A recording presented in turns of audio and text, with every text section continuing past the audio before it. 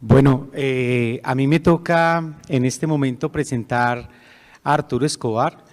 Creo que es una labor en este escenario bastante sencilla, en un sentido, y bastante complicada en otro sentido. En el sentido de lo sencillo es que seguramente muchos de nosotros nos hemos cruzado en diferentes momentos de nuestros procesos formativos o en diferentes momentos de nuestras lecturas con los trabajos de Arturo.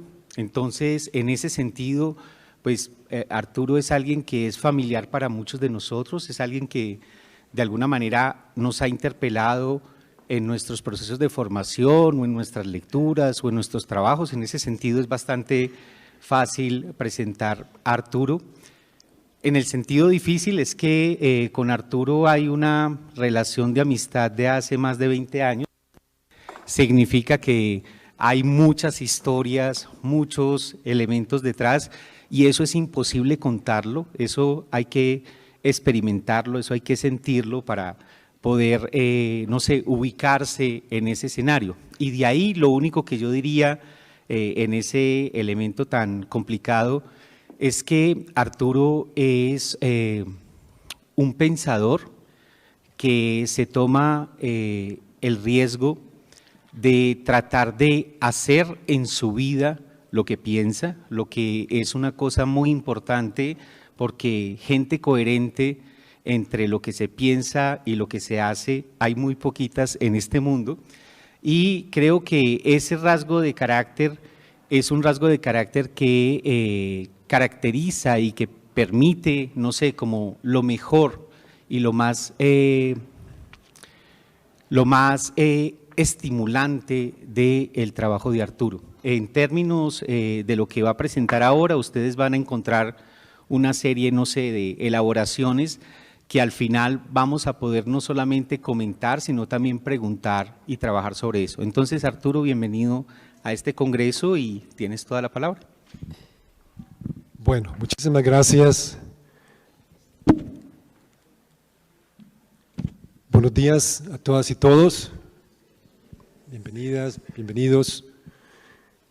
Quiero comenzar por agradecer a la profesora Luz Alba Beltrán por su introducción, su presentación al seminario, a los profesores Espejo y Vélez también por la presencia, a los directivos de Uniminuto, muy especialmente a la profesora Andrea Neira, directora del centro, por su invitación desde hace ya un poco más de un año, creo, a mi querido colega y amigo Eduardo Restrepo, con quien me unen muchos intereses y muchas luchas, y como veremos una que otra divergencia, muchas divergencias, el hombre siempre maduro, van a ver, pero nos entendemos muy bien y nos queremos mucho, y aprendo mucho de sus retroalimentación sobre mi pensamiento. También, obviamente, a las profesoras Diana Torres y Alejandra Mezquita por haberme recibido ayer en el aeropuerto y acompañado y ubicado un poco en el contexto de Uniminuto, y a todas y todos aquí de la universidad en particular y del centro en particular. Finalmente, agradecer realmente a las cantadoras y a los músicos cuyo hermoso acto acabamos de presenciar, y creo que es muy central a lo que voy a decir hoy en día. Las mujeres cantadoras por la paz. Estamos en Colombia, es imposible no pensar hoy en la paz, aunque no va a ser una praxis, digamos, que un tema que voy a tratar explícitamente, pero tal vez en la discusión saldrá. Agradecerles por sus saberes y por su arte, y para dar simplemente un par de ejemplos vinculados con mi charla, aquello de la ancestralidad. Una de las organizaciones de las mujeres tiene un nombre muy hermoso que es algo así como Tejiendo los Senderos Africanos, Tejiendo los Senderos Africanos. Es decir, volver a la ancestralidad africana. Nosotros los euromodernos, por llamarnos de alguna forma, siempre estamos tejiendo desde la ancestralidad eurocéntrica, pero nos hemos olvidado de que hay una gran ancestralidad indígena y africana en Colombia y que se ve en todo el arte y en todas las formas culturales de esta población. Por ejemplo, cuando una de las cantadoras decían, llegando a Ciudad Bolívar criticaron mi sazón, y de pronto otra decía que le hicieron tumbar el palo de Brojó, dice que le decían túmbalo, y yo les dije que no. Es para mí un punto de entrada para el tema que voy a tratar, que es el tema del habitar, de que habitar una ciudad como Bogotá, una ciudad como Cali, profundamente interculturales, ni siquiera multiculturales, sino interculturales, donde hay múltiples mundos viviendo en ese espacio urbano, es empezar no solamente a respetar y a celebrar la diversidad como se hace, por ejemplo, en el Petronio Álvarez, sino realmente entender la profundidad y incorporarla en nuestros diseños de vida a todo nivel. Y obviamente, cómo no recalcar la última canción, queremos una vida libre de violencias y libre de racismo, y recordar que la paz, el cuerpo es el primer territorio, el cuerpo de la mujer en particular, y que por allí comienza la paz. Entonces ese mundo, y llegaremos a la conclusión de mi presentación a hablar de la despatriarcalización como uno de los ejes principales de esa nueva forma de existir en el territorio y nueva forma de habitabilidad de la cual voy a hablar. Bueno, tengo una presentación y ahora, sí, ojalá el ideal es que yo la pueda pasar, si tienen una pirigallita, o si no, es que es difícil, no hay ninguna forma de… Bueno, entonces me va a tocar pasar como, pues que hay un juego de imágenes que solamente yo lo puedo hacer, pero bueno, no importa, está bien. Entonces, bueno, el tema, me voy a parar por ratos, me voy a sentar por ratos también. Compañero Axel, muy buenos días, gracias al compañero Axel también. Para hablar de esta temática de habitabilidad y diseño. Hay dos, y voy a hablar por unos 50 minutos a partir de ahora, confío en no aburrirles.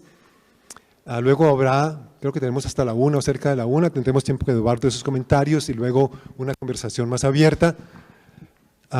¿Por qué habitabilidad? Es decir, un antropólogo, ¿cuándo hablamos de habitabilidad? En todas las perspectivas sobre las luchas territoriales, luchas sociales, en las temáticas que hemos estado tratando con otra gente sobre conflictos ambientales, como conflictos entre mundos, como conflictos ontológicos, ¿por qué hablar de habitabilidad? Y la habitabilidad me llega por dos razones. Primero, porque en muchas presentaciones que he hecho, y seguro le ha pasado a gente que trabaja en los temas territoriales con comunidades afrodescendientes, indígenas, campesinas, siempre alguien pregunta, bueno, ¿y qué pasa con lo urbano? ¿Lo urbano no es un tema más importante todavía? Y obviamente lo urbano es un tema excesivamente importante. Yo no diría que son mutuamente exclusivos, ni mucho menos. Tenemos que trabajar tanto lo rural como lo urbano y la interfase rural-urbano de una forma diferente. Pero entonces estaba pensando en los últimos 7, 8 años trabajando esta idea del diseño, de lo cual hablaré en un momento, y empezar a leer muchos en el campo de la arquitectura, el urbanismo, y de pronto me encuentro con la obra de un vallecaucano, y quería resaltar aquello del Congreso de Pensar desde América Latina también, que me parece súper importante, no seguir pensando solamente con Europa, con Estados Unidos, sino desde América Latina también. Y este es un vallecaucano arquitecto jubilado de la Universidad del Valle que ha desarrollado un pensamiento muy profundo sobre lo que él llama la habitabilidad terrestre. Entonces quiero presentar un poco ese pensamiento en unos 10 minuticos, esa va a ser parte de la primera parte de la presentación, pero luego vinculando con las territorialidades, especialmente con las luchas territoriales. Todo lo que hacemos, muchas de las personas que estamos aquí seguro, es interesarnos en las luchas territoriales, porque en gran medida son el espacio más vital y más fuerte de profundizar aquella utopía de que nos hablaba Andrea, que nos da la oportunidad de caminar hacia esos otros mundos posibles, que es la utopía precisamente del pluriverso, o como lo definen los zapatistas, un mundo donde quepan muchos mundos. Entonces lo vincularé con las luchas territoriales, porque siempre están allí, nunca están lejos, y también lo vincularé obviamente con el concepto que en la ontología política, que es un campo del cual voy a medio esquematizar muy brevemente, llamamos ontologías relacionales, que son ontologías, que son mundos que se construyen a partir de la interdependencia radical de todo con el todo, de que todo está conectado con todo. y que en Occidente hemos vivido unas vidas, hemos construido mundos basados en otra ontología, que es una ontología de la separación, que en términos filosóficos lo llaman una ontología dualista, donde se separa mente, cuerpo, razón, de emoción, naturaleza, de cultura, razón, etcétera, etcétera, etcétera. Entonces, esas son las temáticas que vamos a tratar. La siguiente, por favor, toda. Entonces, toda, yo creo que toca. Bueno, entonces vamos a comenzar con una introducción intuitiva desde mi región, que es el Valle Geográfico del Río Cauca, la crisis de habitabilidad en el Valle Geográfico del Río Cauca. Luego hablaremos del modo occidental y le he pegado a la concepción de Harold Martínez de habitabilidad, le he pegado occidental patriarcal. Y ya veremos por qué es tan importante esa adición de habitar. Luego veremos qué tiene que ver el diseño con la habitabilidad y por qué el diseño en realidad se ha construido en contra de el mundo natural, el entorno natural, y por qué podemos repensar el diseño para que realmente conlleve otro tipo de habitabilidad. Y luego, en la parte más corta, porque es la cosa que ustedes, el tema que ustedes más conocen, me imagino, hablaremos, lo vincularemos con las luchas territoriales, especialmente afrodescendientes e indígenas. Bueno, la siguiente, por favor. ¿Sigue? ¿Sería posible apagar algunas de las luces de acá, del escenario, para que se vean bien las fotos? Si me ayudan con eso, se ve mucho mejor la presentación. Si les preguntara a la gente que es de Colombia por lo menos, ¿qué fue la primera imagen? Inmediatamente miran, caña de azúcar, el Valle del Cauca. El Valle del Cauca, si ustedes van en auto o a pie o en lo que sea, o en autobús, van desde Suárez, desde Santander de Quilichao hasta Cartago, todo lo que ven, 400 kilómetros izquierda y derecha es caña de azúcar. Un modelo perverso que se ha celebrado, perverso porque ha agotado las aguas, tiene impactos, la siguiente, impactos ambientales muy importantes, ha reesclavizado a las poblaciones negras, a los treñes cañeros, ha creado estas máquinas de producción de mundos que son los ingenios, y de allí siguiente, sigue poniendo nomás, no, ya no, hasta ahí. Entonces, la conclusión para mí es que todo esto permite, es lo que llamamos ahora un entramado, de este entramado que tiene que ver con suelos, que tiene que ver con caña, con semilla, con trabajadores, con corteros negros, que tiene que ver con ingenios, que tiene que ver con ejecutivos, que tiene que ver con la banca en Cali, con los financieros, con la Azucaña, con todas estas cosas, ha creado un mundo donde la habitabilidad terrestre se olvidó por completo. La siguiente. Lo mismo pasa con Cali. De nuevo, si me pueden apagar las luces de por acá sería buenísimo para que la gente vea las imágenes bien. Las ciudades como la conocemos como Bogotá, no me voy a detener a hablar de esto. Siguiente. En grandes crisis de habitabilidad, sobre todo en muchos sectores de Cali, en todo Cali es una crisis de habitabilidad tenaz. Los estereotipos sobre la violencia, especialmente en el sector suroriental, habitado por aproximadamente 600.000 habitantes en el distrito de Agua Blanca, más que todo población afrodescendiente desplazada del Pacífico. Entonces empezamos, los urbanistas críticos, digamos, empiezan a acuñar conceptos de injusticia espacial, la privatización del suelo, que es súper importante hoy en día para el tema de ciudad, hablar de justicia urbana y del derecho a la ciudad. Siguiente. Y bueno, una frase de un famoso geógrafo, la revolución ser urbano no será, pero claro que la revolución será en todos los campos, no solo en la urbana. Siguiente. Y ahora sí, el argumento, pon los 4 de una vez, yo creo, son 4 creo. Primero, entonces, la crisis ambiental y social, es una relectura de la crisis, desde la perspectiva de esto que vamos a llamar habitabilidad. Una crisis de habitabilidad. Entonces, la habitabilidad se me sugiere a mí como un ángulo interesante, importante para repensar, crisis de transiciones. Entonces, vamos a hablar de la habitabilidad terrestre como un dominio de pensamiento crítico y de praxis espacial territorial. Eso lo hacen algunos arquitectos urbanistas, pero nadie más. Alguna gente de la antropología de pronto habla del urbano, se mete por ahí, pero es un modo particular de habitar, que nos viene de las sociedades patriarcales, las sociedades capitalistas modernas, que se han construido de espaldas a ese principio de la interdependencia de todo lo que existe. Entonces allí haremos una lectura ontológica del patriarcado y la modernidad desde esta perspectiva.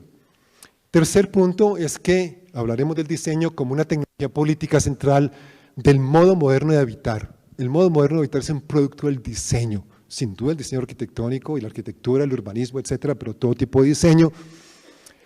Entonces hablaremos del diseño como una reapropiarse el diseño para todos y todas. Todos y todas podemos ser diseñadores y somos diseñadores de hecho, entonces es una apropiación ontológica, teórico, práctica y política. Y finalmente, que las luchas territoriales que involucran la defensa del territorio también incorporan en su lucha unas formas diferentes de habitar. Lo vemos claramente en el Pacífico, en los ríos del Pacífico, pero lo vemos claramente en toda parte donde hay el intento de habitar de otra forma. Siguiente, por favor. Yo creo que toda, hasta allí. Bueno, entonces, para presentar muy brevemente la obra de Harold, les cuento que posiblemente no voy a poder presentar todas las diapositivas, me voy a saltar o algunas, tal vez muchas, de acuerdo al tiempo, cómo vaya corriendo el tiempo, pero está bien, no importa. ¿Qué es lo que hace Harold? Harold, desde su profesión como arquitecto, desde su desaprender, como dice él, el viaje obligado que los arquitectos y los teóricos sociales tenemos que hacer por Occidente, ir a ver las grandes obras de Le Corbusier o de Alvar Aalto, de Frank Lloyd Wright, etc.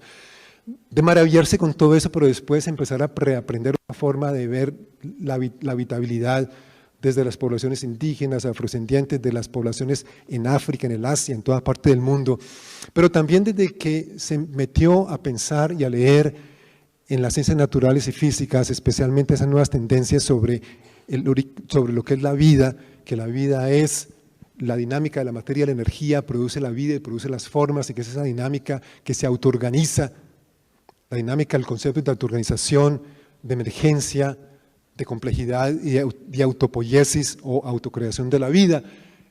Después de todo eso, llega a un concepto que dice, el habitar, el hábito, es el etos de la materia.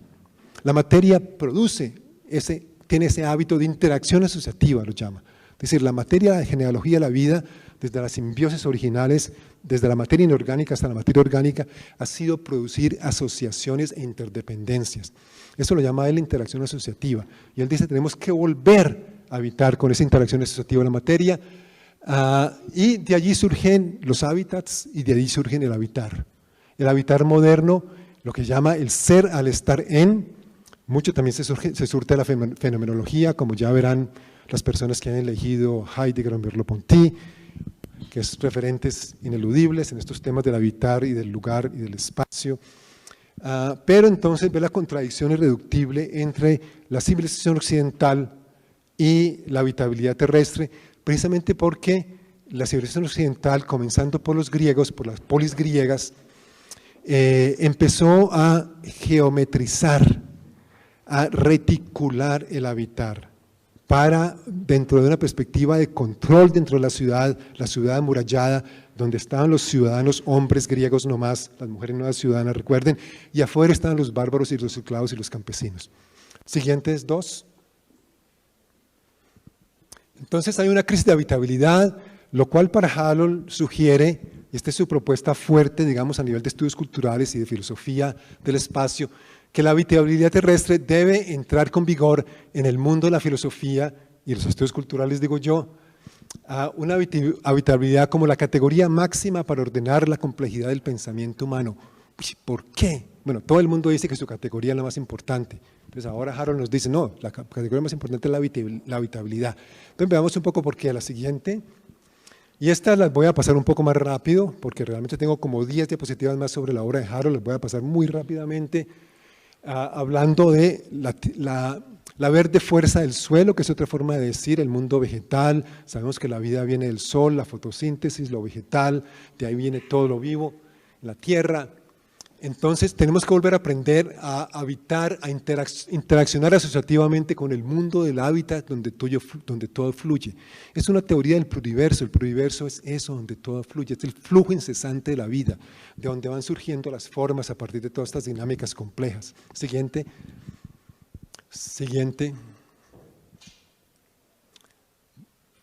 Simplemente les voy a dejar que lean un poco, para siguiendo adelante. Siguiente. Entonces, el habitar moderno, uy, esta casi no se ve, el habitar moderno es un habitar, como dice, construido donde esté el hombre aislado, el individuo autónomo supuestamente, en contra del mundo natural, produciendo estas espacialidades excluyentes del mundo natural. La siguiente. Entonces nos abrimos a la posibilidad de otro tipo de habitar, otras arquitecturas, dice él, sin la interferencia del mundo occidental. Imposible, sabemos, está bien, no importa, es una utopía de nuevo, una forma, una ruta para caminar. Ver de nuevo el habitar como el producto de esa interacción asociativa de coevolución, ver que el habitar es vivir comunitariamente con los humanos y inhumanos, conviviendo con el entorno, integrando con el entorno. Y este objetivo de diseño para el siglo XXI, que me gusta la formulación, un lenguaje arquitectónico nuevo que realice la amorosa integración asociativa con el paisaje natural, la amorosa interacción asociativa. El lenguaje del cuidado, de muchas activistas feministas en particular, se acerca mucho a esto. Entonces tenemos de la necesidad de construir formas que expresen la idea del humano como habitante de un universo vivo y no de un contenedor inerte. Y esto lo encontramos en distintos autores que dicen, bueno, por ejemplo, en muchas culturas del mundo y tradicionalmente, aún en la Europa de antes de la modernidad, se veía el universo, era todo un ser vivo. Los humanos nos veíamos como seres que habitábamos un universo vivo y no un mundo inerte, una tierra, un territorio inerte. Siguiente, por favor. O sea, antes de empezar con esta, de que es un mundo donde, que no se construyen esos mundos que ven el universo como vivo, son mundos que no se construyen a partir de la separación entre lo humano y lo no humano, sino que hay continuidades entre lo humano y lo no humano. Bueno, entonces para Harold tenemos que buscar una nueva fusión entre campo y ciudad. Siguiente. Y dice, en el campo, las culturas campesinas han sabido mantener cierta forma de habitar biocéntrica, geocéntrica, los hemos vilipendiado. Su propuesta es que toda unidad habitacional que se construya debe involucrar, recrear al menos la misma área construida en área vegetal. Siguiente. Se produciría este tipo de construcciones. Siguiente. Siguiente. Esto es parte de su modelo, su imaginario. Esto es una presentación que hizo en Venezuela hace un par de años.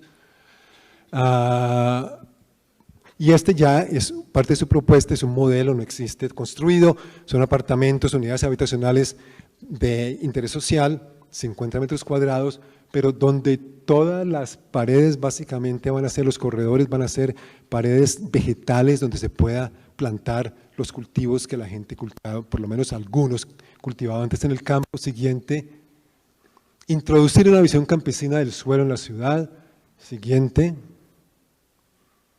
Y así se van haciendo como unos efectos de demostración de unidades habitacionales de este tipo en las ciudades. Siguiente. Expansión regional, para repensar región, me parece muy interesante. Hace 2 semanas presentamos esto en la Universidad Autónoma de Occidente en un doctorado sobre regiones sustentables y tuvimos una discusión muy interesante sobre la viabilidad o no de estos modelos, que hasta ahora son modelos. Siguiente. Siguiente. Y siguiente. Entonces, allí tenemos, habla Harold, de una bifurcación. Siguiente.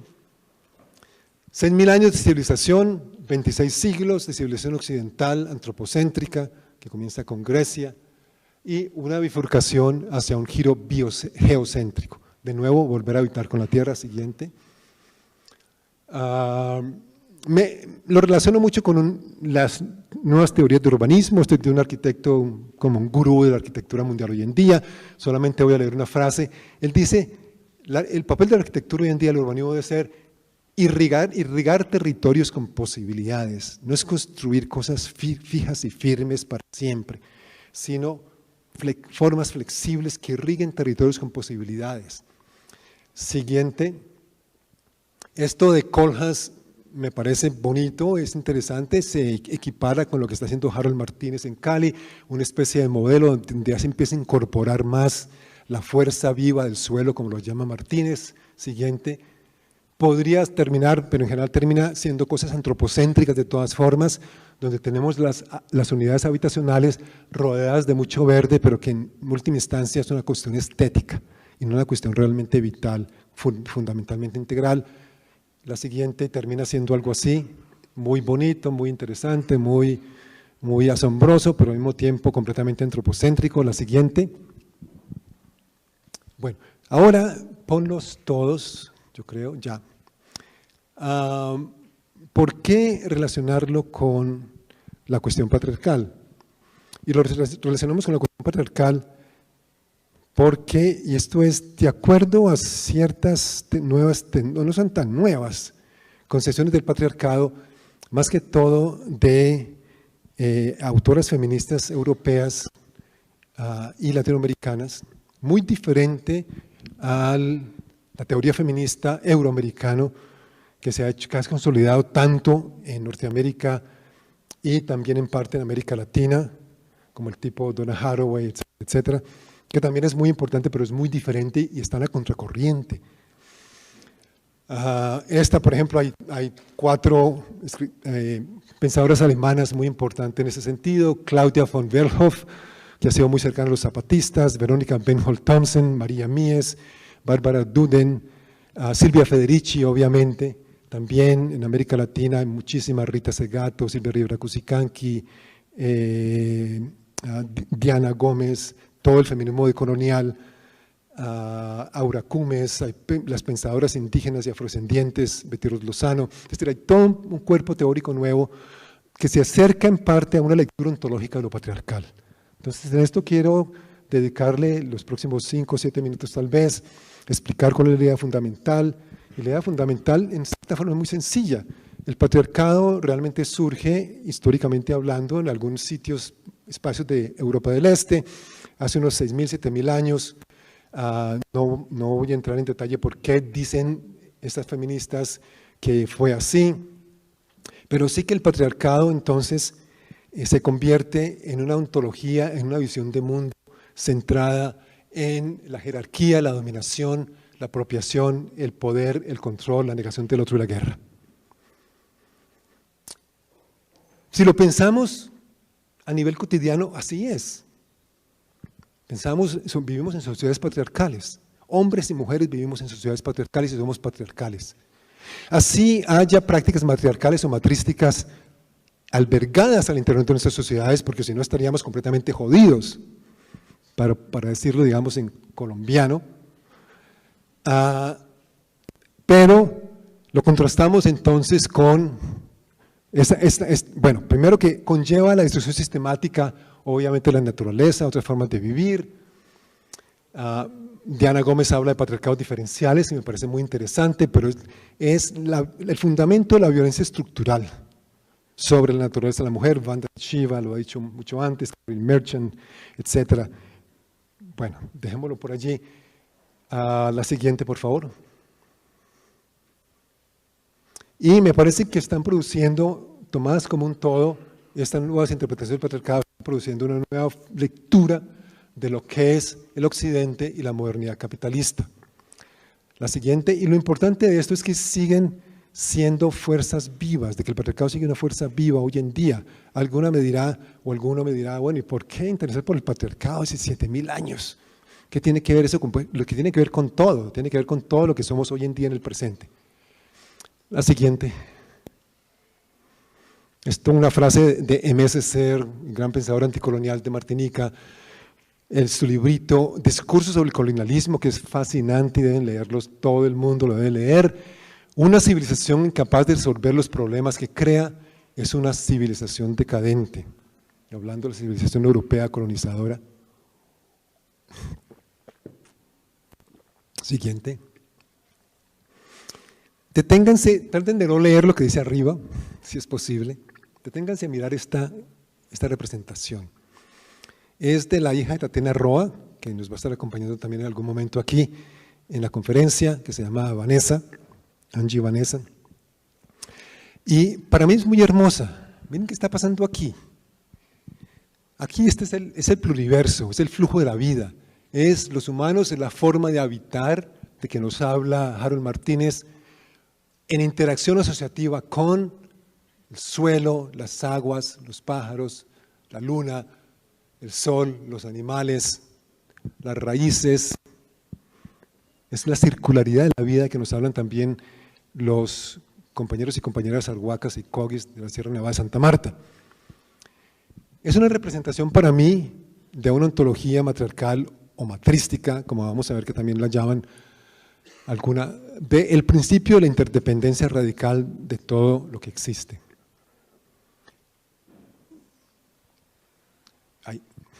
Bueno, ¿de dónde viene este concepto de ontología matrística? Lo he encontrado una resonancia muy fuerte entre el pensamiento feminista que les narraba hace un momento y el pensamiento de Humberto Maturana, especialmente en su colaboración con una psicóloga alemana que se llama Gerda Werdensoller, que tienen varios libros juntos, incluyendo uno que se llama Los fundamentos olvidados de la biología, si mal no recuerdo. El fundamento olvidado de la biología es el amor. El amor. Entonces ellos hablan que una definición ontológica de lo que es una sociedad matriarcal o matrística, que no es que en la sociedad matriarcal no es que la mujer predomine siquiera, sino que en la sociedad matriarcal, hombres y mujeres somos matriarcales o son matriarcales, en el sentido de que son una ontología que destaca la inclusión, la participación, la colaboración, la coinspiración, el respeto, la aceptación mutua, la sacralidad, que es muy importante, y la renovación cíclica de la vida. Históricamente hablando, porque ellos también van a 6.000, 7.000 años de historia, y empiezan a ver el desarrollo de estas sociedades matrísticas y el desarrollo de las sociedades patriarcales que a expensas de las sociedades matrísticas. Siguiente, por favor. Siguiente. Entonces, esas culturas matrísticas tienen lugar, tienen en un trasfondo de conciencia de la interconectividad de toda la existencia, la interconectividad de toda la existencia. Ubuntu, el pensamiento del Ubuntu es muy parecido, surafricano. Yo soy porque tú eres, yo soy porque todos somos, yo soy porque todo existe. Nada más contrario al principio, la ontología radical de separación de la ontología occidental. Bueno, tenemos que recuperar, un poquito atrás un momento, tenemos que recuperar la vida matrística, la forma matrística de existir, etcétera, etcétera. Permitirnos ver y vivir la interacción y coparticipación de todo lo vivo en el vivir de todo lo vivo. Entonces eso es, de que veamos la interacción y la participación de todo lo vivo en el vivir de todo lo vivo y que desde allí nos reconstituyamos como seres comunalizados, matrísticos si se quiere, y que haya una propuesta fundamental para la paz. Sí. Bueno, vamos a pasar rápidamente también por este tema del diseño, que como os decía es como la última área en que he estado trabajando últimamente. ¿Y por qué un enfoque ontológico del diseño? Y esto es una definición muy sencilla en cierta forma de ontología. La ontología no la vamos a definir como los filósofos la definen, pero básicamente tiene que ver con aquello lo que significa que algo exista como lo que existe, como lo que es. En cierta forma, por ejemplo, Mario Blaser dice la ontología tiene que ver con las premisas que cada grupo social tiene sobre lo que realmente existe en el mundo. Pero no es que esa es la realidad, no es la realidad. Son las construcciones sobre lo que realmente existe en el mundo. Entonces, la ontología occidental, por ejemplo, el individuo existe separado de todo. En una ontología indígena relacional, el individuo no existe como tal. Bueno. Interesante, esto es de una diseñadora australiana que se llama Mary Willis, dice, el doble movimiento del diseño. Diseñamos y lo que diseñamos nos diseña. El diseño diseña. Hemos diseñado las ciudades que les mostré al comienzo, las Calis y las Bogotás, y esos diseños nos diseñan. No tenemos, digamos, la libertad de vivir sino por dentro de esos diseños. Siguiente. Convencionalmente, esto es el diseño, es diseño de objetos y productos. Siguiente. es diseño de objetos, algunos muy bonitos, la famosa Vespa, hay que mencionarla, hermoso producto del diseño del bel design italiano, los asientos escandinavos, el Macaire, la Olivetti, tostadora Brown. Es decir, si usted lee una historia del diseño, les aparecen todos estos. ¿Les aparece la casa? Tal vez no, pero esto es un diseño fundamental. La casa de la familia nuclear de suburbio norteamericano. Siguientes dos. No, disculpa, echa para atrás, que se perdieron. No, espérate. No, está bien. Sí, sigue. Entonces, volveremos a esa casa. Entonces, ahora un nuevo pensamiento del diseño, hay una gran inflación del diseño. El diseño se ha convertido en todo.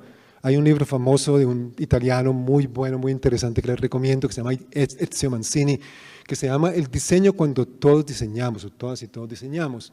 Entonces, esa idea de que el diseño está en todas partes, de que el cambio masivo, como lo dicen los gurús de Toronto del diseño, no es sobre el mundo del diseño, sino sobre el diseño del mundo. Entonces, que los diseñadores y diseñadores ahora estamos diseñando mundos. Y los mundos que diseñamos desde la ideología convencional, patriarcal capitalista, son mundos convencionales, obviamente. Entonces hay un imaginario convencional de que podemos hacer todo, siguiente, y podemos hacer todo, por ejemplo, como lo sugiere un colega argentino aquí en esta diapositiva, con la tecnología. Entonces el imaginario tecnopatriarcal del diseño es este. Son las máquinas, los robots, las impresoras 3D, la nanotecnología, la biología sintética, el reconstituir el humano más allá de la biología, que ya no depende de la biología, como en la película de ciencia ficción Ex Machina, si algunos lo vieron, es la utopía de este tipo de diseño. La siguiente. Entonces, la otra, me encuentro entonces, ¿por qué empecé a trabajar yo en el diseño? Bueno, muchas razones, desde mucho antes, pero en los últimos 7 o 8 años, porque empiezo a ver que el diseño está surgiendo como un área interesante de pensamiento crítico y social, y de teoría crítica y social. ¿Y por qué será? ¿Por qué será? En formas en que, digamos, las ciencias sociales y humanas convencionalmente no lo están haciendo de esta forma, por lo menos. Y tiene que ver con que el diseño es una práctica, es una praxis, siempre está metida en la cuestión de la existencia, tiene que ver con la creatividad del diseño. Entonces, especialmente tiene que ver también con esto que dice Mancini, de que hoy en día todo el mundo, todas las comunidades están abocadas a diseñar. No podemos no diseñar, porque siempre nos están diseñando, nuestras vidas también. Todos esos talleres por ahí que andan de autoayuda, donde son súper intensos, que van 3 días y tienen que llevar luego 4 personas más porque es un gran negocio, es para rediseñar nuestras vidas supuestamente, sin hablar para nada del contexto, que es totalmente desquiciado, pero bueno. Entonces, hay una gran serie de ideas sobre cómo repensar el diseño por diseñadoras mismas y diseñadores, diseño centrado en el usuario, participativo, interactivo, codiseño, etc. No se habla mucho de la política, eso sí, ni del poder. Siguiente. Una gran proliferación de libros interesantes nuevos sobre estos enfoques de diseño, empezando en América Latina también. No tengo muchos ejemplos latinoamericanos todavía, pero estoy recopilando. Siguiente. Mi pequeña contribución a literatura. Siguiente, y de ahí viene lo que estoy presentando. Yo creo que me voy a saltar tal vez esta. Bueno, saltémonos, voy a hablar de la segunda y la tercera. Estos son los 3 de los libros principales en que me estaba basando. El libro de Winograd y Flores, Entendiendo los computadores y la cognición, hay versión en castellano. Mancini, Diseño cuando todo el mundo diseña, y Tony Fry, que es un diseñador australiano muy interesante, escribe este libro, Humanos por Diseño. Nos convertimos en humanos por diseño. Espérate un segundo, dice Flores y Winograd, el diseño es una conversación para la acción. Diseñar es establecer conversaciones para la acción. Entonces, ¿qué tipo de conversaciones para la acción estamos haciendo? Una praxis situada entre la dimensión abierta de la ciencia y la tecnología, y hablamos mucho ahora de ciencia abierta, etcétera, etcétera, de free software también, y las prácticas culturales. Entonces, miremoslo desde las prácticas culturales. Siguiente. Ahora, ¿por qué el diseño es ontológico? Espera ahí un momentito. ¿Por qué es ontológico? Yo a veces uso imágenes de ciudades para explicar este término, pero esta vez decidí hacer una explicación de este tipo. No sé si la alcanzan a ver bien, pero esta es una parcela tradicional, campesina, economía campesina. Siguiente. Que los agroecólogos modelan de esta forma. Es una habitabilidad terrestre diferente. Es una habitabilidad en interacción asociativa con todo lo que existe en la finca. Entonces están las leguminosas, está el cafetal, está la azotea, el vivero, las fuentes de agua, los frutales, etcétera, etcétera. Siguiente. ¿Qué pasa cuando llega la plantación? La plantación es otro modelo que excluye la habitabilidad. Es un modelo construido en contra de la interacción asociativa de todo lo que existía allí, como bosque tropical húmedo, por ejemplo, en el Pacífico Sur. Siguiente. Volvemos a la casa. Y las siguientes dos. El diseño es ontológico porque una casa de suburbio norteamericano, donde tú llegas abres tu garaje automáticamente, entras tu carro y tus carros, la clase media alta colombiana está viviendo así, no solamente con 2, sino con 3 y 4 carros, horrible, es una clase media alta cada vez más desquiciada desde mi punto de vista. Lo siento, los que pertenecen a esa clase, si hay alguien aquí, pero tal vez no hay alguien aquí. Están desquiciaditos, perdidos, civilización.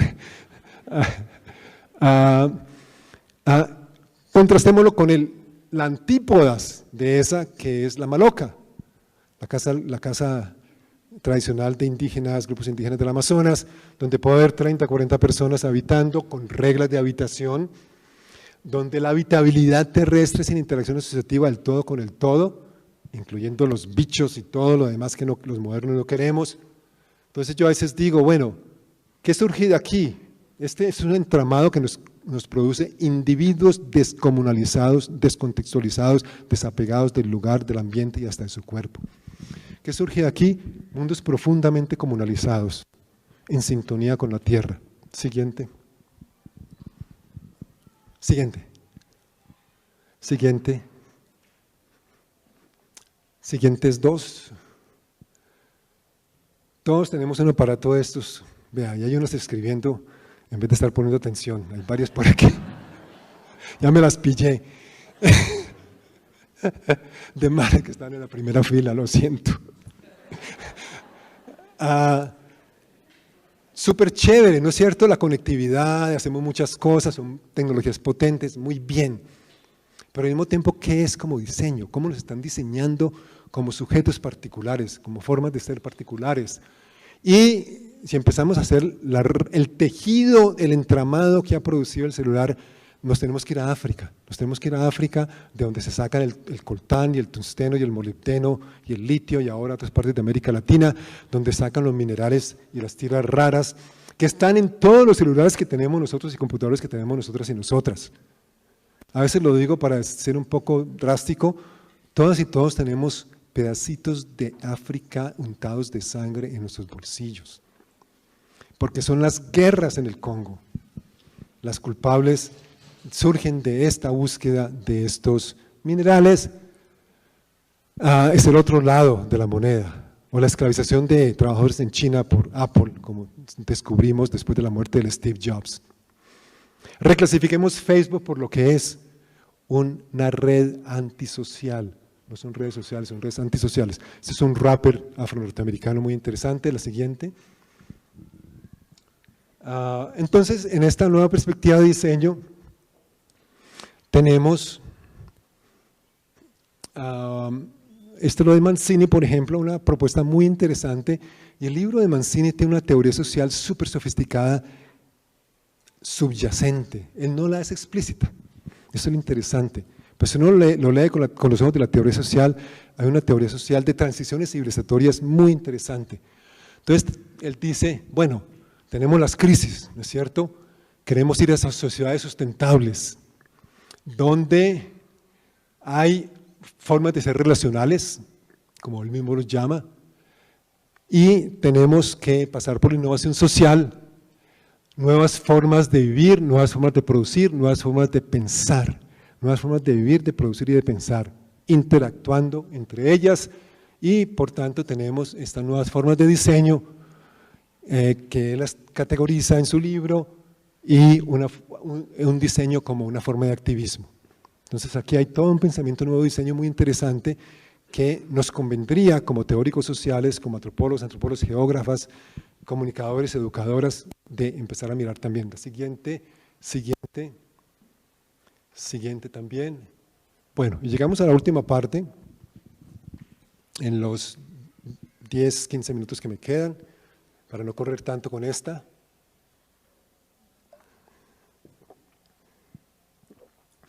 ¿Qué tiene que ver esto con las luchas sociales y territoriales? Yo creo que hoy hay un gran pensamiento en América Latina. Maristela Svampa es una de ellas. Me da lástima que no esté porque hubiera sido chévere conversar con ella en persona. Eduardo Gudinas, mucha otra gente, Gustavo Esteva, pensando estas nuevas formas de lucha que están emergiendo en muchas partes del continente. Las consultas populares contra la minería, por ejemplo, son parte de esto. Las luchas indígenas, afrodescendientes, campesinas, nuevas luchas urbanas, feministas, son parte de esto. Y que muchas tienen que ver con la cuestión del territorio, y muchas tienen que ver con la cuestión de la comunalidad, de volver a recuperar un sentido de lo colectivo, de lo comunal. Y sabemos que lo comunal ha tenido muy mala prensa, en buena parte por buenas razones. La comunidad también es un espacio de represión y de poder, etcétera, etcétera, especialmente para las mujeres y los jóvenes, por ejemplo. Pero que de todas formas, como dicen los indígenas NASA, me acabo de acordar de esta frase, por fuera de la comunidad solo existe la muerte. Entonces ellos lo tienen muy claro, por fuera de la comunidad solo existe el individuo descomunalizado que ya en cierta forma ha muerto, por lo menos para esos otros mundos que ellos ven. Entonces, considerar las luchas, especialmente luchas, esto es lo que se está pensando desde América Latina, hay muy buena literatura ya sobre esto, sobre conceptos de autonomía, comunalidad, territorialidad, y aquí lo relacionamos obviamente con el pensamiento, con la cuestión de la habitabilidad, de que son luchas que también propician o fomentan nuevas formas de habitar, nuevas formas de habitabilidad terrestre en asociación interactiva con el entorno, más allá de la separación entre humanos y no humanos, más aún son comunidades, y claro, el caso estereotípico, muy estereotipado con frecuencia, es el de las comunidades indígenas, por ejemplo, la Sierra Nevada de Santa Marta, donde son gente, humanos y territorios se constituyen mutuamente, donde no hay una separación, como veremos en un momento si tenemos tiempo, entre esas dos entidades. Hay distinciones, pero no hay las separaciones tajantes que establece la modernidad. Bueno, siguiente, por favor.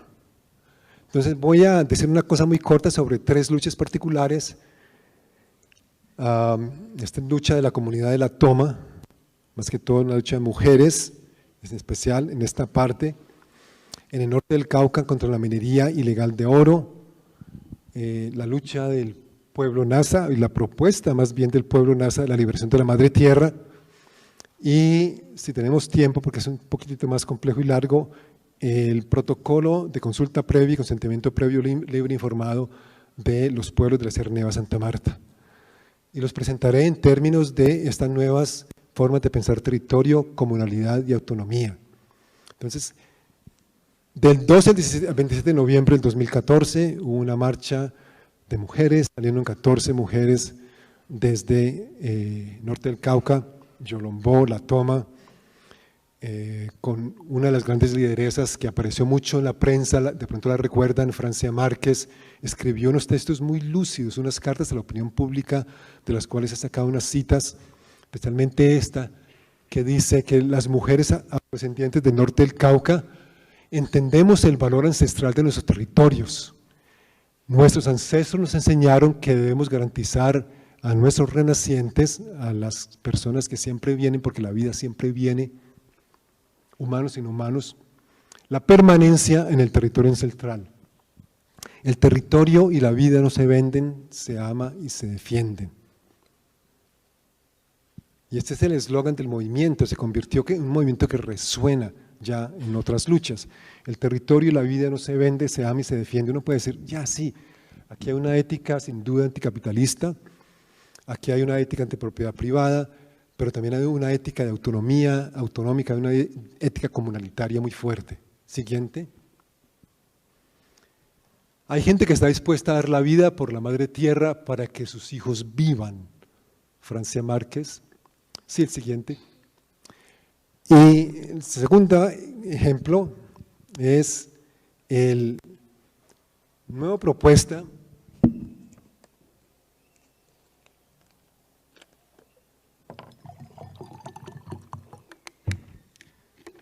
y pensamiento del pueblo Nasa del norte del Cauca. Para quienes no estén familiarizados, pueblo indígena que lleva una lucha de 538 años de resistencia, que se ha embarcado desde hace unos 14 años en una nueva ola de recuperación de tierras, de haciendas, de tierras ancestrales, y que ha elaborado un pensamiento súper sofisticado en las acciones mismas, pero también en muchos textos que son súper lúcidos.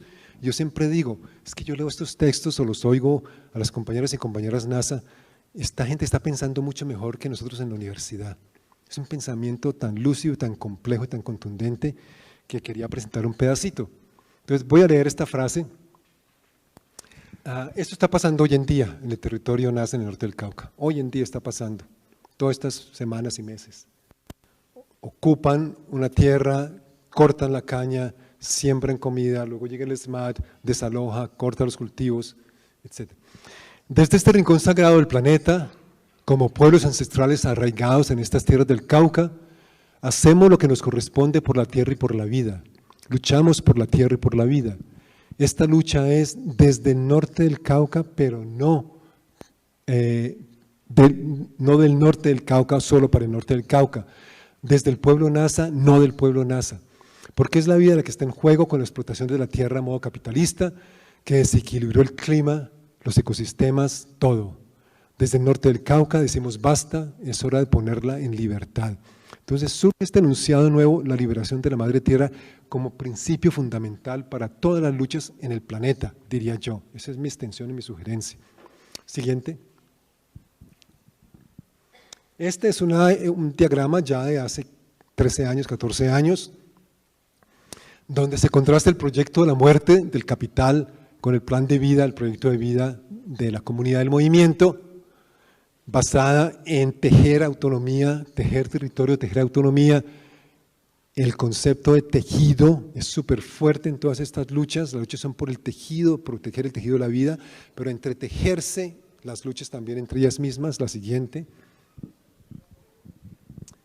Pasamos rápidamente, luego volveré al pueblo Nasa un momento. Este lo voy a pasar un poco más rápidamente porque simplemente quería reseñarlo. Hay un protocolo de consulta, protocolo autónomo de consulta previa y consentimiento previo libre e informado. Muchos pueblos están haciendo este tipo de protocolo dentro de la famosa regulación de la OIT 169, Derechos de los Pueblos Indígenas y Tribales, que es un protocolo que obliga al Estado, es una ley que obliga al Estado a consultar a las comunidades para todo proyecto de desarrollo que pueda tener impacto sobre sus vidas y sus ecosistemas. Entonces los protocolos desde el Estado nunca han sido buenos para las comunidades, siempre han sido amañados para las corporaciones y los foráneos que quieren hacer los proyectos. Entonces algunos, hay un protocolo de comunidades negras también ya, más que todo el proceso de comunidades negras. Entonces este protocolo es súper interesante porque son 180 páginas, pero se leen relativamente rápido, resumen toda su ontología, su cosmovisión de el cuidado de la vida, centrada en el cuidado de la vida, la ley de origen, el mandato propio, que sienten ellos que tienen un mandato propio de defender la naturaleza, y es una visión de la vida que es circular, donde todo está relacionado con todo, donde los sitios sagrados, los lugares sagrados son súper importantes de mantener libre de toda intervención y contaminación para mantener esa circulación de la vida. Bueno, la siguiente. Siguientes dos. Y ver que hay unos elementos básicos para la vida y que esos elementos no se pueden negociar, no se pueden mercantilizar, de que siempre hay que defenderlos. Entonces la lucha por el agua, por ejemplo, si ellos dicen no, el agua es sagrada, entonces claro, cualquier protocolo de consulta previa, cualquier ejercicio de consulta previa con el pueblo rueco sobre el agua, tiene que tratar con ese principio y no se privatizará. La autonomía es digamos, la esencia, en cierta forma, del pensamiento. Leo un concepto de la antropóloga geógrafa Astrid Ulloa, aquí de la Universidad Nacional, que ha trabajado mucho con estos grupos sobre la cuestión de autonomía.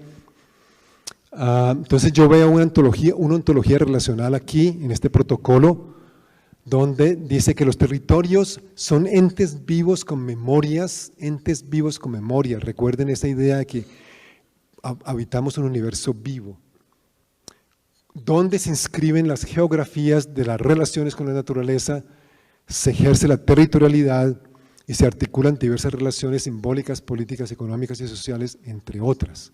O sea, desde esa antología, desde esa cosmovisión, si se quiere, surge todo un pensamiento de autonomía y toda una estrategia política muy sofisticada que han mantenido estos pueblos enfrente de la masacre y enfrente de la incursión por los paramilitares y los narcos y todos los demás actores armados. Siguiente.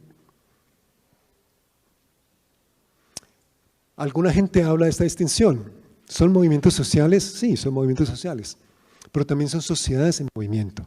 Es toda la sociedad que se moviliza, indígena, por ejemplo, nace que se moviliza a recuperar las tierras, son mundos en movimiento, son mundos comunalizados, son otra cosa. No es simplemente, no están luchando por la inclusión, no están luchando por beneficios del Estado, a veces sí, y es parte importante, mejores escuelas, salud, todo esto es muy importante, pero van más allá, están luchando por la pervivencia como los pueblos y los mundos que han sido y que son. Siguiente. Otra bonita representación de estos mundos comunitarios o comunalitarios de la hija de Tatiana Roa, muy hermoso. Siguiente. Y volvemos al pueblo Nasa, algunas preguntas han abierto. Entonces dicen ellos, la desalambrada de Umaquihue, la madre tierra, la recuperación de las haciendas, va a depender de desalambrar el corazón. ¿Quién iba a creer? Corazón y tierra son un solo ser, corazón y tierra son un solo ser. Los modernos sabemos que eso no tiene sentido, es una creencia. Es una cosa ahí como sin sentido. El corazón es un órgano que habita el cuerpo y no tiene que ver nada con la tierra es otra cosa, son minerales, son animales, son lo que quiera. Pero dentro de esta ontología, corazón y tierra son un solo ser. Sentipensar con la tierra, por eso reúne pensamiento con cuerpo, con tierra, con universo. Eso es lo que sabemos y sentimos. Siendo así, nos montamos en el tren del progreso, como mandaderos, como patrones.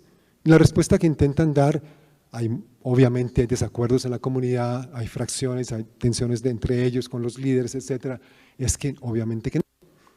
Hablan de enmingarse para la paz, hacer una gran minga para la paz. Y Colombia tenemos que enmingarnos para la paz, pero una minga para esa paz que sea una Colombia donde quepan muchas Colombias, muchos mundos. Siguiente. La siguiente, por favor. Ahora, ustedes estarán pensando, ya casi termino, bueno, ¿y esto qué tiene que ver con las comunidades realmente existentes? Si están divididas, son heterogéneas, hay relaciones de poder, están siendo masacradas, todo esto.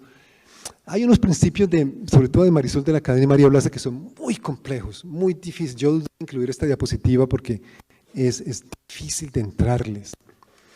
Pero básicamente, en el pensamiento, especialmente de Marisol, en sus últimos escritos, ella dice, si pensamos, ella da un ejemplo, por ejemplo, Máxima Acuña es una campesina indígena en una montaña de Perú que está defendiendo una laguna. Es la última persona aparentemente de su comunidad que permanece en defensa de la laguna contra una minera inmensa que va a acabar con todo. Y ella dice, bueno, pero yo ¿cómo puedo salir de mi territorio si yo soy el agua, yo soy la montaña, yo soy esta laguna, yo no soy por fuera de esto? Yo soy esto.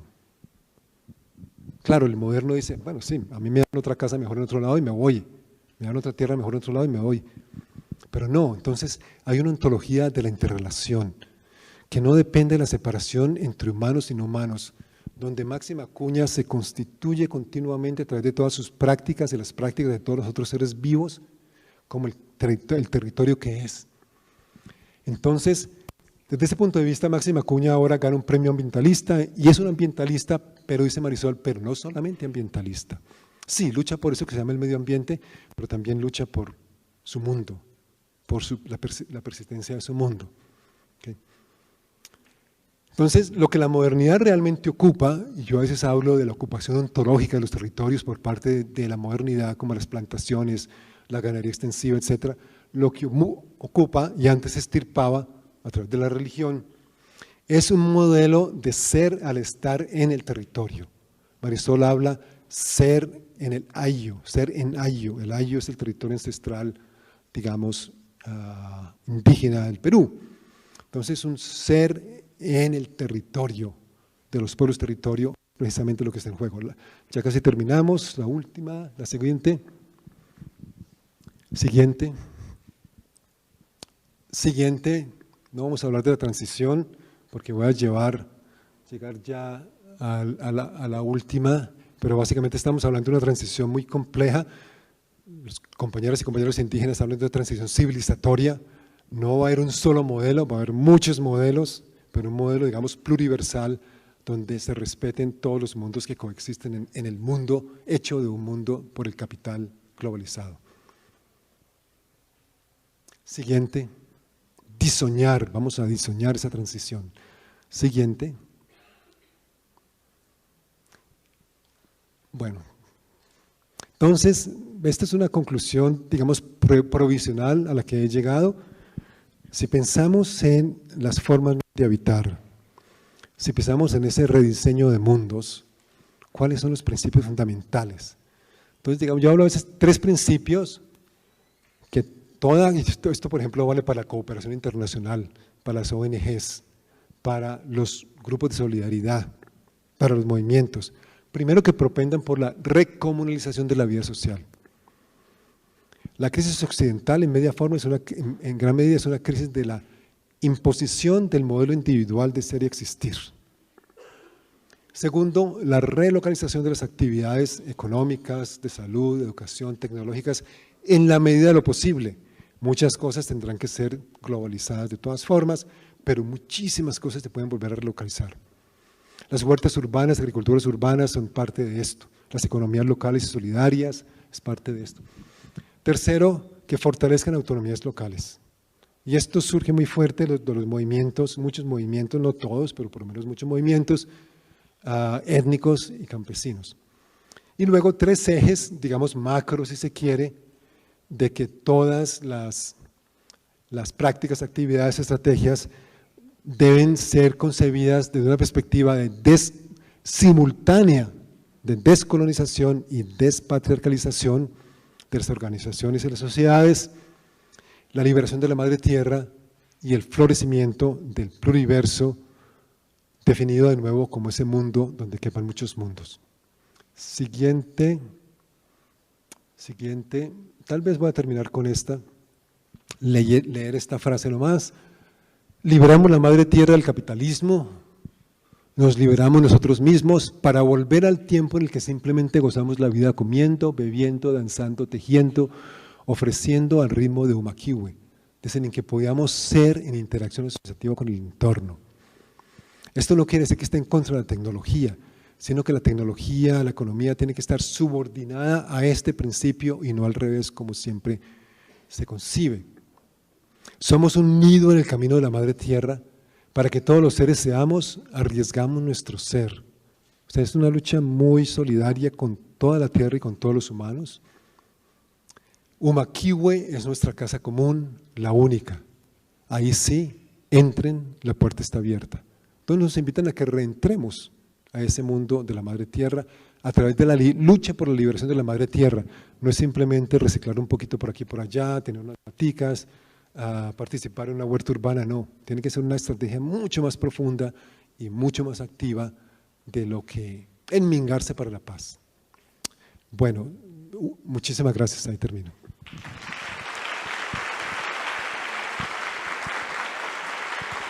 Pasa.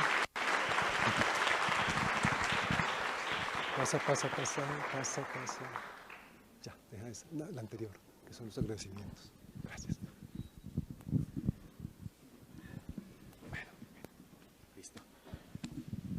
Bueno, ahora va a haber la posibilidad de que circulen unos papeles para que ustedes puedan hacerle preguntas a Arturo. Mis comentarios son unos comentarios bien puntuales. Pienso que lo más importante es la conversación que se pueda suceder entre la gente que lo está escuchando ahora y Arturo. Yo quisiera empezar con un enunciado que seguramente ustedes reconocerán, el enunciado de que los filósofos han interpretado de múltiples maneras el mundo. Lo que importa, sin embargo, es transformarlo. Pues ese enunciado, empiezo con ese enunciado porque yo siempre he visto a Arturo del lado de los filósofos en el sentido amplio de la palabra, que están pensando que la interpretación del mundo es fundamental, es relevante, es importante, en tanto lo que está en juego es la transformación del mundo. Lo que acaba de decir Arturo es precisamente una elaboración desde la convicción de que el pensamiento, la interpretación, la teorización, la conceptualización tiene sentido en función de las disputas y en función de las problematizaciones por la transformación del mundo. Eso es el primer enunciado que quería decir. El segundo enunciado es que Arturo está apelando a una sensación de que las cosas están mal, una sensación que tenemos visceral de que hay problemas con nuestra existencia, de que hay emergencias, de que hay dificultades, de que hay crisis. Él utiliza el concepto de crisis de manera central y eso yo quiero subrayar es la sensación, lo visceral, el asunto de que las cosas como que no están cuajando.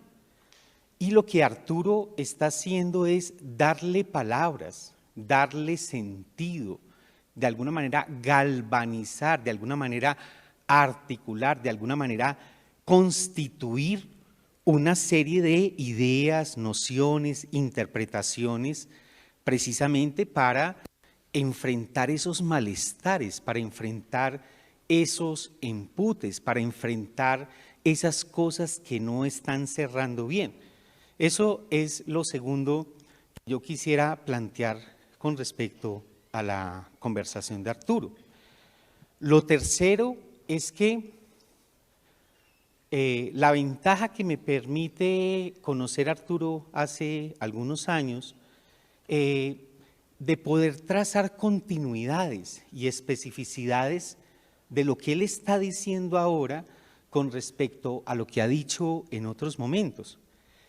Entonces, en ese sentido, a mí me gustaría plantear que Arturo, desde que está trabajando a finales de los 80, comienzos de los 90, su crítica al desarrollo, su elaboración sobre la importancia de la dimensión de la identidad con respecto a los movimientos sociales, todo lo que se vino después con modernidad, colonialidad y lo que ahora está hablando en clave del giro ontológico, las ontologías relacionales y lo del diseño que nos plantea ahora y lo de la habitabilidad, pues todo eso tiene un asunto que a mí me parece importante en sus diferencias y en sus continuidades.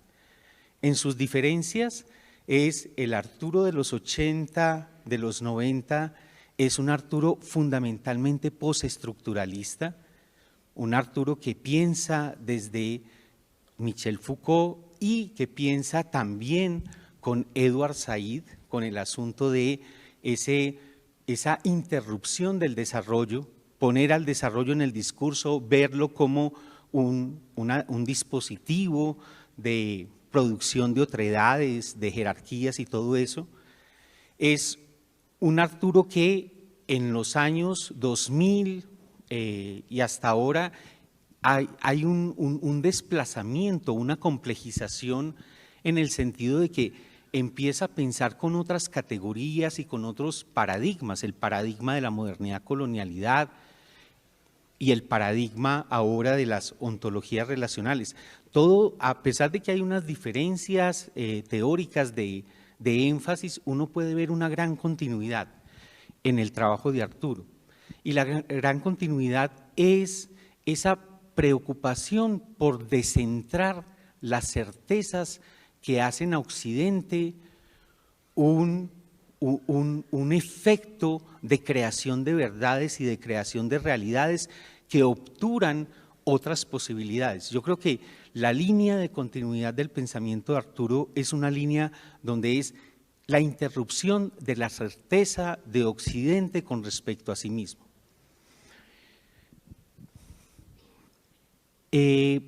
Habiendo dicho eso, yo quisiera hacer dos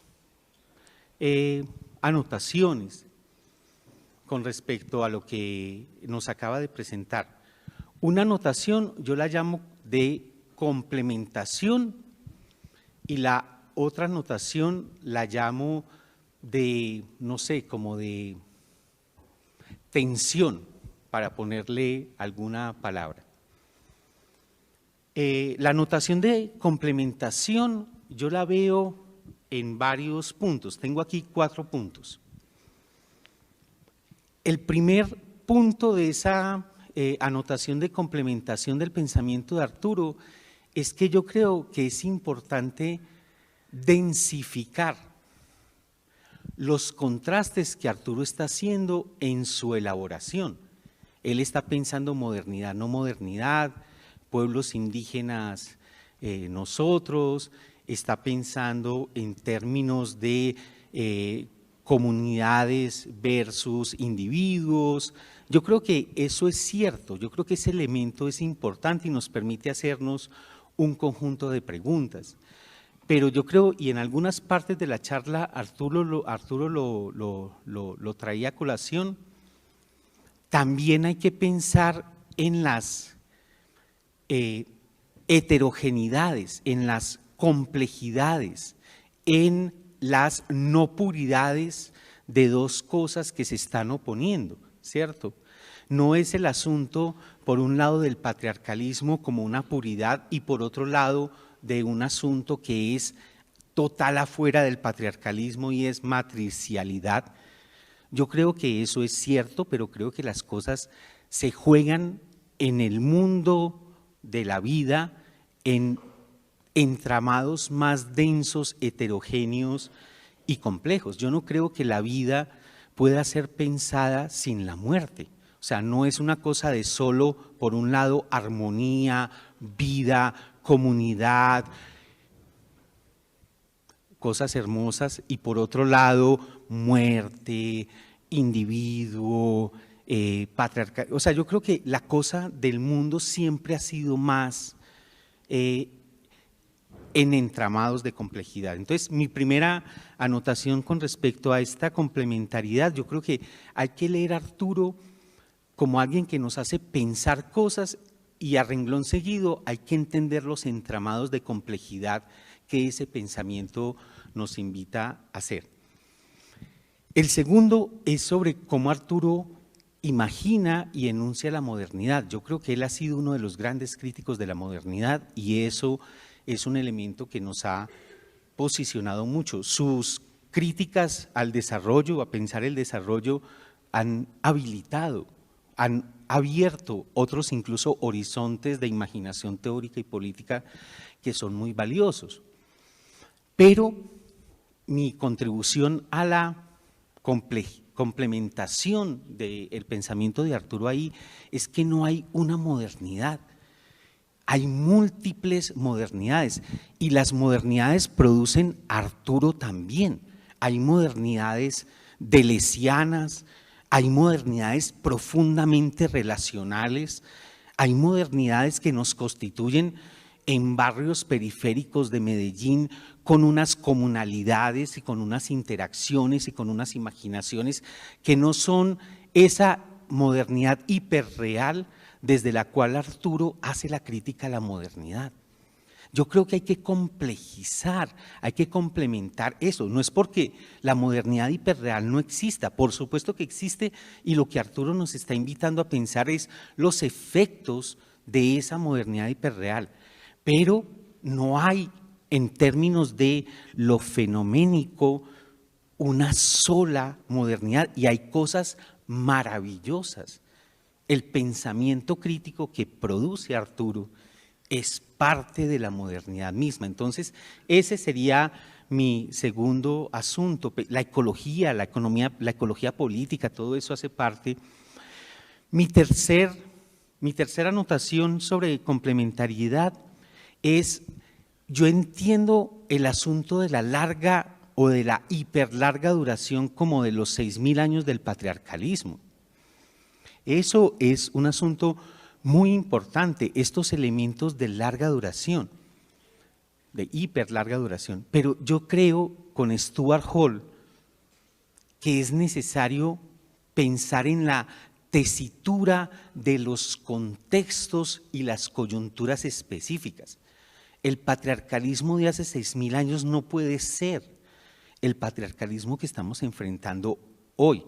El patriarcalismo que se enfrenta en un barrio popular de estas mujeres que vienen del Pacífico no puede ser el patriarcalismo que enfrentan unas feministas alemanas en Berlín. O sea, yo siento que hay unas líneas de continuidad, hay unos asuntos de larga duración, pero con Hall yo creo que la disputa por transformar el mundo se da precisamente en la densidad de los contextos y de las coyunturas específicas.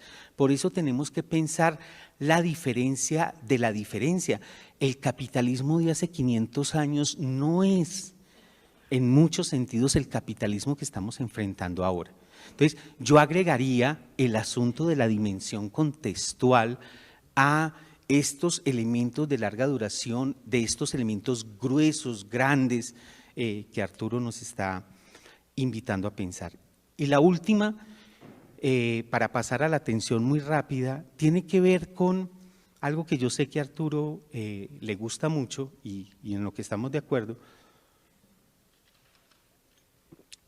y es lo que yo llamaría las materialidades de estos diseños, las materialidades de las posibilidades de otras experiencias de habitabilidad.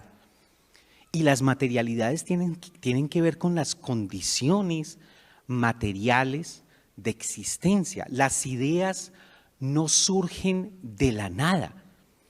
Las ideas no producen ideas en abstracto. El diseño o la posibilidad de habitabilidad surge de procesos, fuerzas históricas, encarnaciones de disputas y materialidades en el mundo que tenemos que entender como las condiciones de posibilidad, de existencia y de permanencia de las ideas. Entonces, no es que nosotros nos dediquemos a pensar mejor y que el pensamiento va a producir automáticamente el mundo, sino que el pensamiento es parte del mundo, es una materialidad más del mundo, y si no se conecta con disputas específicas, por muy bonito que pensemos, ese pensamiento va a ser abortado en su posibilidad histórica de transformar y disputar mundos concretos. Entonces, yo complementaría estas ideas de Arturo es, bueno, qué fuerzas, qué luchas, qué contextos, qué contradicciones. Y el mundo es contradictorio, es de disputas, es de luchas, es beligerante, y no porque los hombres estén en el poder, sino porque la naturaleza misma, la constitución misma de lo que somos tiene que ver con la tensión, el conflicto, la crisis. Ahorita nos abrieron este congreso con el elogio de la dificultad de Estanislao Zuleta. Eso es este mundo. El mundo no es un mundo de ángeles, por un lado, puramente angelicales, y por otro lado, un mundo de demonios, puramente demonios. Si el mundo fuera eso, y si las disputas del mundo fuera de colocarse del lado de los ángeles, yo creo que la política y la disputa del mundo sería un asunto profundamente elemental, profundamente simplista, que es a lo que está.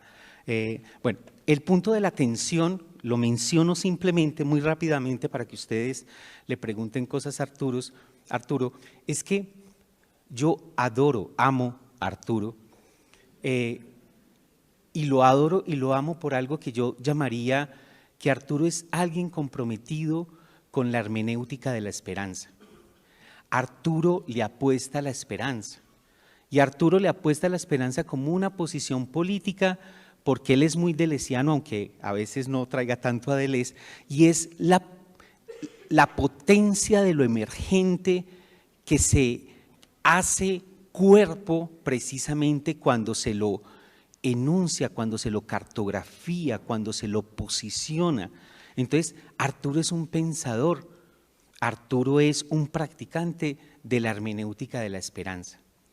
Y la tensión que yo tengo con él ahí es, viendo lo importante de esa cosa,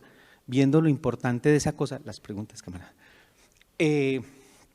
Yo ahí soy más del lado gramsciano, más del lado holiano de Stuart Hall, y es que yo creo que no se puede simplemente hacer ese ejercicio político, que es muy valioso y necesitamos muchos hermeneutas de la esperanza, pero también necesitamos algunos personajes y algunas posiciones que podemos llamar pesimismo del intelecto. Yo creo que el pesimismo del intelecto, como lo enseña Stuart Hall, es fundamental, porque las cosas implican pensarlas aunque no nos guste, porque nosotros tenemos que pensar un mundo que se resiste a lo que nosotros queremos que sea. El hecho de que el mundo se resista a que sea lo que nosotros queremos que sea, demanda una posición política y una concepción de la responsabilidad intelectual de pensar a pesar de nosotros mismos, de pensar incluso en la complejidad y en la densidad de las traiciones que nos habitan incluso a nosotros mismos. Darle tesitura a los enunciados tan lindos de los compañeros NASA, porque es que los compañeros NASA no son solo esos pronunciamientos. Y quien conozca a los compañeros NASA saben que son muchas otras cosas, a veces traicionadas, que se traicionan con ellos mismos. Entonces, yo la atención que pongo sobre la mesa, y no es para invitar a que Arturo sea pesimismo del intelecto, porque él piensa con el corazón honestamente, es que esa hermenéutica de la esperanza es necesario tensionarla, y ojo que hablo de tensión, de contradicción, de ser con el pesimismo del intelecto. Entonces, con eso le doy la palabra a Arturo, que él tiene una serie de preguntas y que espero pueda conversar con ustedes. Estoy aquí leyendo las preguntas y tratando de organizarlas un poquito. Hay preguntas sobre muchos temas, muchos sobre lo urbano. Un segundito.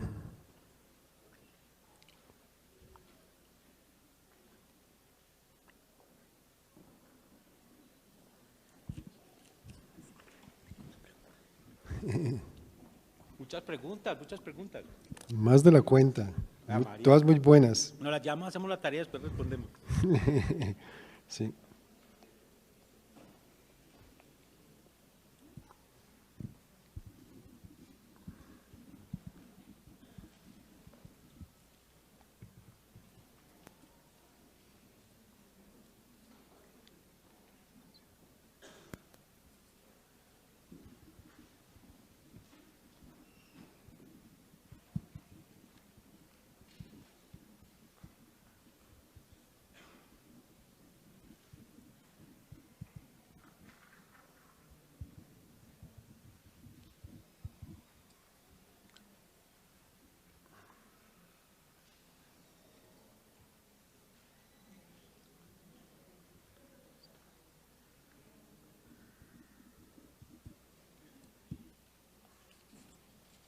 Ya casi.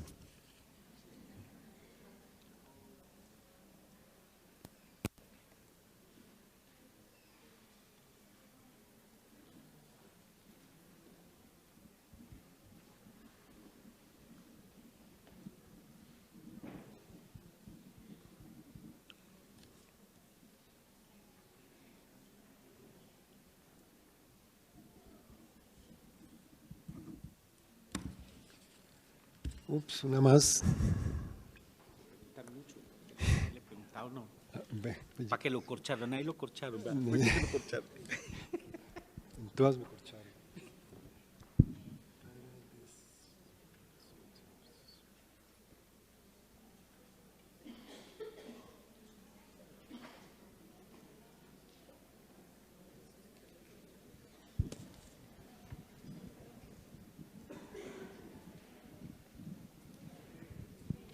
Bueno, muchísimas gracias por las preguntas, a Eduardo por los comentarios. Como les dije antes, siempre aprendo mucho de los comentarios de Eduardo. De pronto al final me refiero a algunos de los comentarios de Eduardo, pero por lo pronto voy a comenzar por las preguntas, en parte por el tiempo también.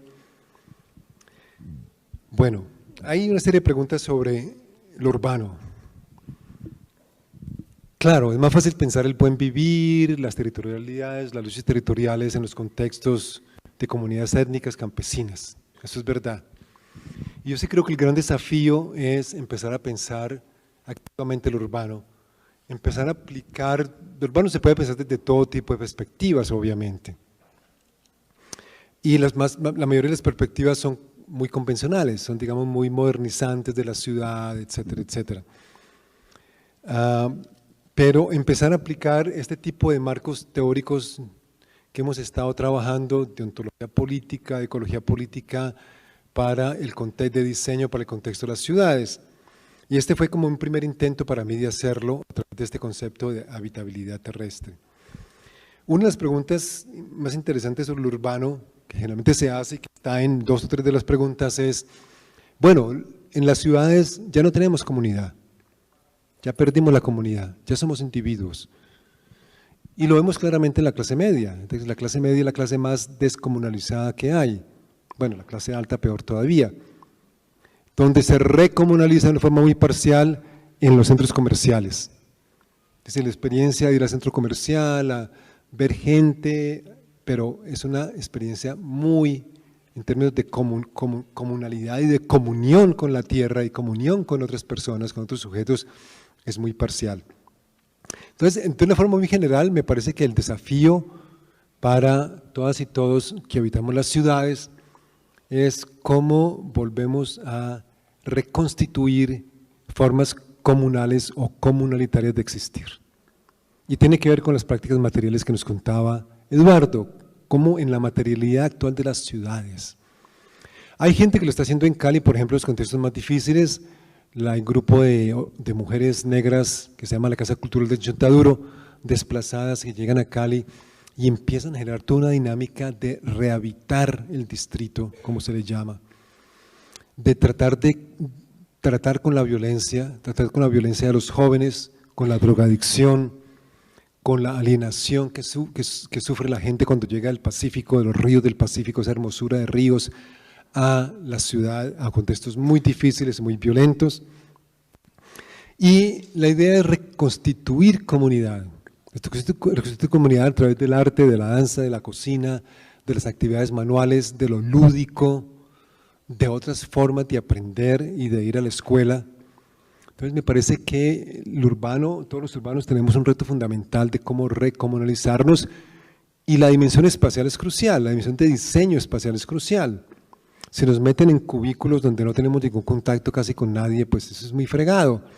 Por ejemplo, uno de los diseños interesantes de la propuesta de Harold Martínez es que al bajar del ascensor, abajo no hay simplemente una portería ni nada, sino que hay una sala comunal y todo el mundo tiene que pasar por allí, entra y sale por allí.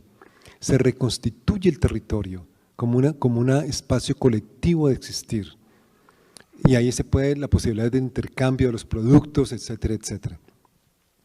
O sea, tenemos que pensar ¿cuál es el buen vivir de las ciudades? Que era otra pregunta. ¿Cómo definimos el buen vivir? Entonces tenemos definición del buen vivir, summa causa, summa camaña, o el Ubuntu. Hay muchas definiciones desde lo indígena y desde lo afrodescendiente, pero no tenemos definiciones para el buen vivir. ¿Qué significa el buen vivir en las ciudades? Y podemos aprender de esas otras concepciones de buen vivir, pero básicamente tenemos que inventar las nuestras.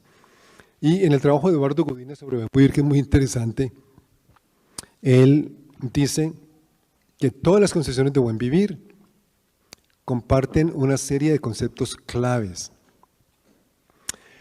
pero que cada una tiene su especificidad. Entonces hay muchos buenos vivires, no podemos decir que hay una sola forma de buen vivir, no, para nada. Tienen que ser más integrales, más holísticas, tienen que proporcionar espacios para reconectarse con la tierra y con los otros humanos y no humanos. Tienes que proporcionar espacios para las espiritualidades emergentes, para todas estas cosas. Entonces hay que reinventar el buen vivir y así se van haciendo las transiciones civilizatorias en el día a día. Es decir, otra pregunta decía, bueno, esas transiciones civilizatorias, ¿cómo se hacen en el día a día? Esta es la pregunta clave. Es decir, la cotidianidad. ¿Cómo? Y la relaciono con otra pregunta que es sobre la subjetividad. ¿Cómo nos reconstituimos como sujetos? Como sujetos nos han socializado, construido como sujetos que deseamos la mercancía, que deseamos los mercados, que deseamos el éxito, que deseamos ser individuos competitivos, que deseamos todas estas cosas. Entonces, ¿cómo generamos otros deseos? ¿Cómo nos constituimos como sujetos que deseemos el buen vivir? Que deseemos ser más comunales o comunalitarios, que deseemos economías no capitalistas, que deseemos estar bien y tener buen sustento y tener una buena calidad de vida, pero que también deseemos no hacer eso a expensas de los demás y del entorno, del medio ambiente. Entonces ahí hay un reto muy, muy grande. A mí me gusta este concepto de las geógrafas Judy Graham y Katherine Gibson, feministas, que dicen que cómo nos cultivamos como sujetos que deseemos otras economías y cómo nos vemos a nosotros y a nosotras mismas como teóricos de posibilidad. Y ahí lo menciono como lo que dice Eduardo sobre mi trabajo. Sí, yo en cierta forma soy un teórico de la esperanza, una hermenéutica de la esperanza, me gusta mucho la forma de ponerlo. Y decía él, me parece un complemento muy importante con los entramados de complejidad realmente existentes en el mundo. Y a eso más o menos me estoy dirigiendo con el trabajo en el Valle Geográfico del Río Cauca, digamos, de pensar un Valle de Cauca sin caña. Es casi impensable todavía hoy en día, es una utopía, pero es una utopía en el sentido de que es una senda para caminar. Y ya nos vamos encontrando con mucha gente que sabe, que odia la caña.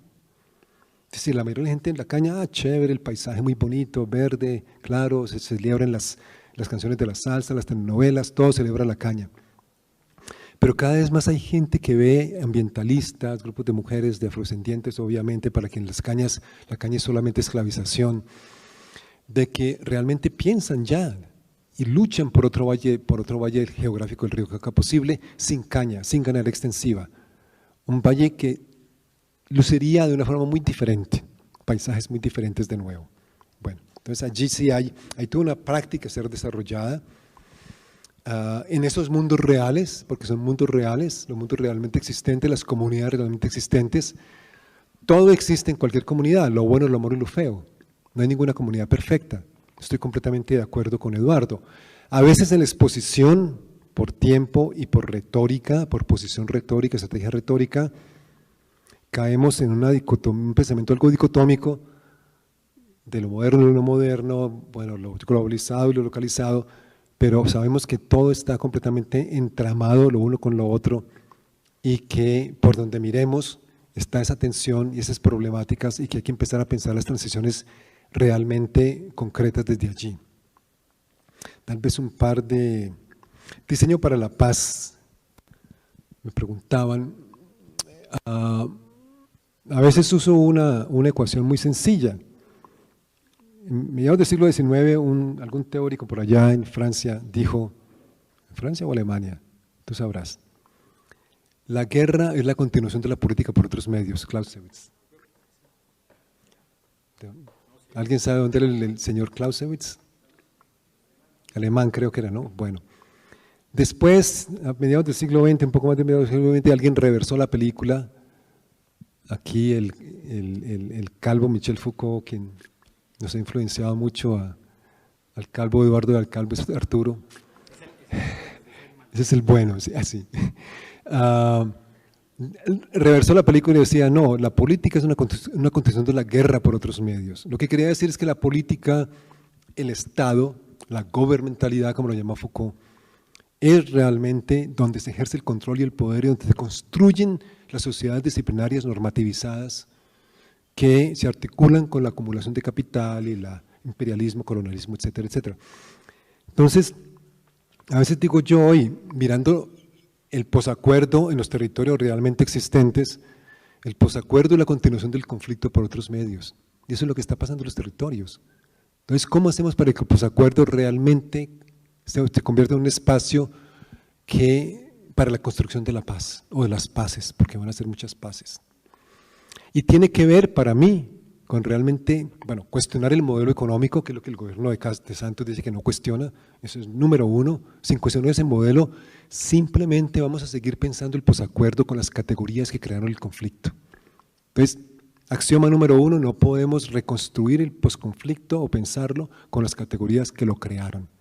Desarrollo, extractivismo, progreso, locomotoras, productividad, competitividad. Todo eso solo va a continuar a intensificar y a reproducir el conflicto. Lo desplaza de otras formas, pero el conflicto va a seguir allí. Entonces tenemos que empezar en la paz hacia las transiciones hacia el buen vivir. Que todo apunte hacia el buen vivir y transiciones civilizatorias en última instancia. Son conceptos abstractos, pero yo creo que los podemos bajar a nivel concreto pensando en esos ejes de recomunalización, relocalización y autonomías locales y fortalecer las autonomías. Hay una pregunta sobre la academia. ¿Cuál es el papel de la academia en todo esto? De esto hablaré un poco más en la charla de la Universidad de los Andes el jueves a las 4, porque me pidieron que lo hiciera.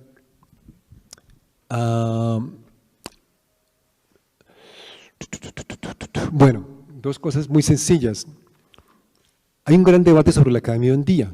¿Nos sirve la academia para reconstituir mundos más allá, mundos no eurocéntricos, más allá del sistema mundo moderno colonial, como quiera que lo llamemos? ¿O es la academia realmente una parte integral de ese mundo hegemónico que nos está acabando el planeta? Yo generalmente, digamos, en mis momentos más no sé si llamarlos más desesperanzados, quizás cínicos, digo, que la academia tomada como un todo es parte de las fuerzas de la ocupación de los territorios y las experiencias de los pueblos y de las gentes. Allí están las universidades privadas todas metidas en el Pacífico, a ver quién saca más plata del Estado, de los planes de desarrollo, completamente convencionales, que van a acabar de destruir el Pacífico. Las universidades de élite en particular, en Bogotá y en Cali. Pero también la academia, como yo lo decía Eduardo, es un espacio de pensamiento, de los pensamientos más críticos y más radicales que podamos tener. No solamente surgen de la academia, surgen hoy en día, y es la condición para mí más esperanzadora, de muchos otros espacios por fuera de la academia, la mayoría en alguna conversación con la academia, pero de todas formas son practicantes de los mundos que están produciendo, como el concepto de liberación de la madre tierra, por ejemplo, la visión del cuidado del territorio, de la comunidad de la toma, etcétera. Entonces, ¿qué hay que hacer? La lucha por la academia. El concepto, digamos, de la perspectiva decolonial es el concepto de descolonización epistémica. Hay gente que ha trabajado mucho este tema y las pedagogías decoloniales, que todo eso tiene que entrar y todo eso lo podemos vincular con la paz. Como la academia, ¿qué significaría academias para la paz? Para la paz en el sentido de ir más allá de las categorías que crearon el conflicto, para la paz en el sentido de caminar hacia el buen vivir y hasta las transiciones civilizatorias. Bueno, yo creo que más o menos, no contesté desafortunadamente, pero aquí, bueno, pasamos a Eduardo otra vez.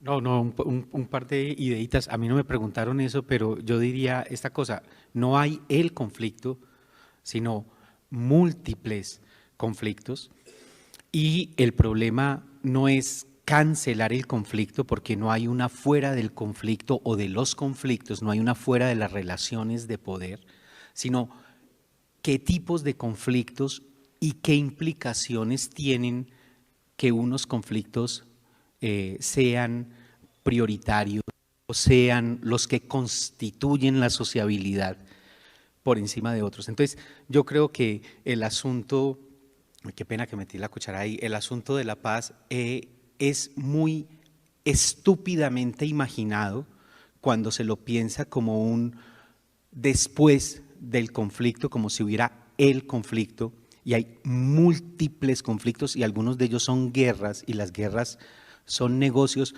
no son solamente buenas para pensar, sino que son muy buenas para ganar y para que unos ganen y muchos otros pierdan. Y ganan de múltiples maneras. Qué pena que meta la cuchara ahí, pero es que esa cosa no me podía quedar así. No, muy bien. Pues yo creo que ya se nos acabó el tiempo. Muchísimas gracias a todas y todos por venir. De nuevo a las organizadoras, Andrea, a Eduardo.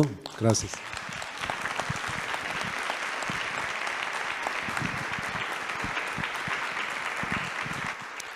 Agradecemos la sentida reflexión que los profesores Arturo y Eduardo acaban de compartir con nosotros y nosotras.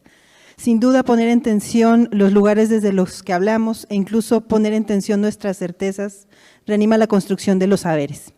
Esta tarde a las 2:30 en este mismo teatro tendremos el panel Territorios y Éticas para la Vida con Gema Celorio, Felicia Montes y Axel Rojas.